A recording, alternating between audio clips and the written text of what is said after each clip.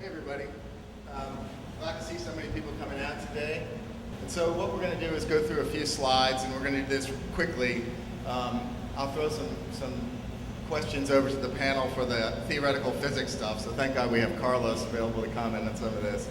And then after we get through the slides, we can open it up and have kind of a freewheeling discussion. So let's get to the first slide. Just kind of to frame these slides with a few general observations, my thoughts were, in thinking about this, that quantum mechanics can be viewed as a metaphor for concepts of order and mystery and the role of the observer. We know that all those elements apply to art, and certainly the role of the observer is very important in art. That's where all of you come in. Also, there are a number of artists out there I found when I started doing some studying for this that have embraced the idea of quantum physics or other kinds of new physics ideas and are reflected in their art. So we're going to go through a couple of examples of that. And then lastly, mathematics and physics also play a role in aesthetics, both in nature and in art. And we're not going to hold strictly to any technical details of quantum physics going through this, but we're also going to incorporate some other general ideas of mathematics and geometry as well. So let's go to the first artist, is Eric Heller. He's a professor of physics at Harvard University. He's also an accomplished artist. His credentials are pretty impressive, member of the National Academy of Sciences, and he's currently doing research on all kinds of areas of quantum physics. So let's take a look at some of his work. The first one he calls Random Sphere, and I kind of wrote the description down. I'm not sure that I can really go through that, but maybe you can read it for yourself, and perhaps Carlos would like to take a crack at least defining a few of those terms for you. Any comments on that one, Carlos?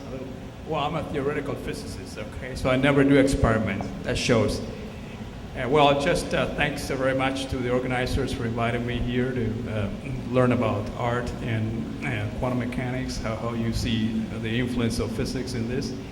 I think, as you said, I'm not going to go into any great technicalities, but just the words, I guess, superpositions is kind of the key thing here. A superposition of waves is essentially the addition of two or more waves.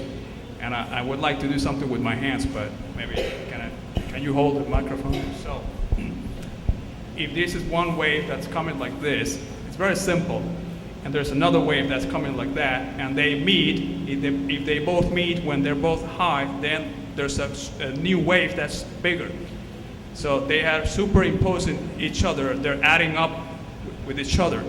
Likewise, if one of them is coming like this and the other one is coming like that, when they meet, they sort of kill each other off.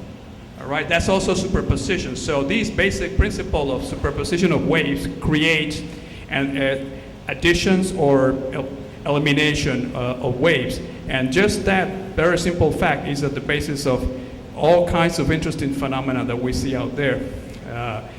Interference, dark and bright spots, also with sound waves, etc., etc.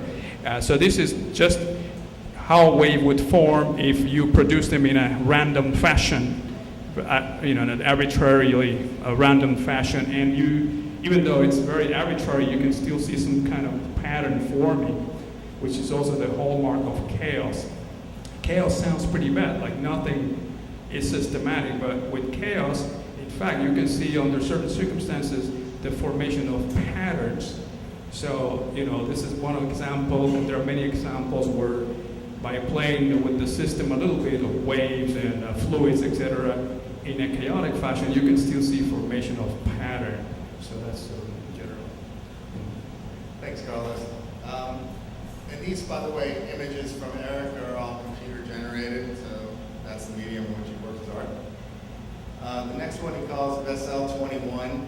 It's kind of reminiscent of another piece that we're going to see a little bit later on, but I'll just give you a minute to just read over a little bit of that. I'm not exactly sure what a lot of that means, but it's a pretty cool picture.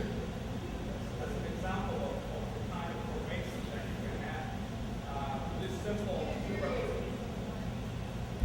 This is another example of the kind of very complicated patterns and formation and beautiful that you can have when you superimpose here. You're superimposing 20 waves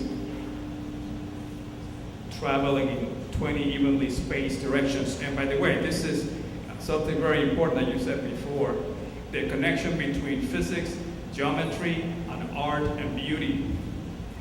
Because these things only happen for particular conditions. So you have 21 waves, then they are evenly spaced, etc., etc.